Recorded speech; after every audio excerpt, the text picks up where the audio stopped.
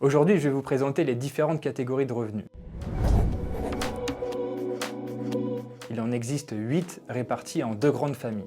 La première, c'est les revenus d'activité. Vous y retrouverez les traitements, salaires, pensions et rentes. C'est ce que vous gagnez avec votre activité de salarié ou si vous êtes à la retraite. Les rémunérations des dirigeants de société qui va dépendre du statut juridique et fiscal de l'entreprise. Les bénéfices agricoles, c'est tous les revenus qui relèvent de l'agriculture.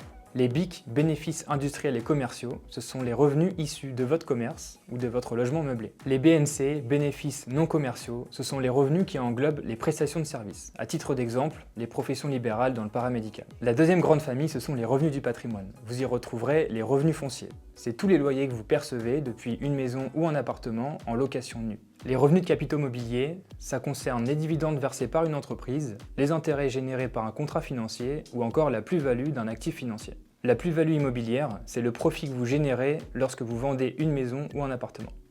Pour chaque catégorie de revenus, vous avez le choix entre différentes options d'imposition. Par exemple, pour les salaires, vous pouvez déduire un forfait de 10% ou opter pour les frais réels, tels que les paniers repas ou les frais de transport. Par ailleurs, la catégorie des revenus fonciers permet un abattement forfaitaire de 30% ou la déduction des charges réellement constatées, telles que la taxe foncière ou les charges de copropriété. Il est primordial de connaître les catégories de revenus dans lesquelles vous êtes imposé. Pour les identifier, contactez-nous.